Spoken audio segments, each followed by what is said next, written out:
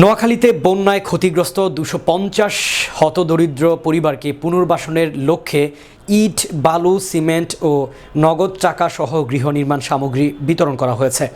বুধবার সকাল ১১টায় সদর উপজেলার হরিনারায়ণপুরে বেসরকারি আন্তর্জাতিক সংস্থা গুড নেইবার্স বাংলাদেশের উদ্যোগে এই গৃহ নির্মাণ সামগ্রী বিতরণ করা হয়।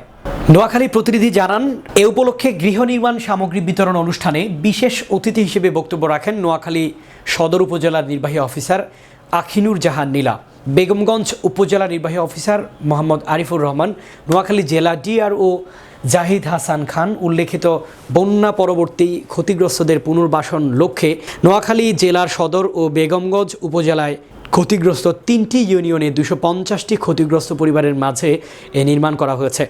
ক্ষতিগ্রস্ত ইউনিয়নগুলো হলো আশদিয়া ও নেয়াজপুর ইউনিয়ন। বেগমগঞ্জ উপজেলার একলাসপুর ইউনিয়ন।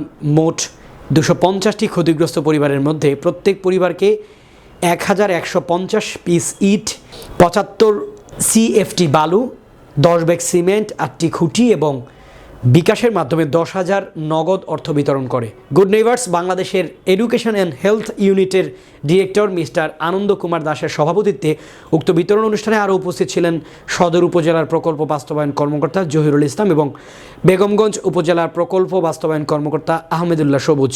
এছাড়া বিভিন্ন এনজিও প্রতিনিধি, ইউনিয়ন সচিব, ভেন্ডর, স্টেক হোল্ডার, ভলেন্টিয়ার, সুবিধাভোগী এবং বিভিন্ন টিভি ও নিউজ মিডিয়ার প্রতিনিধি বন্যায় ক্ষতিগ্রস্তদের মাঝে পুনর্বাসন সামগ্রী, ইট, বালু, সিমেন্ট, খুঁটি এবং নগদ অর্থ বিতরণ করা হয়েছে।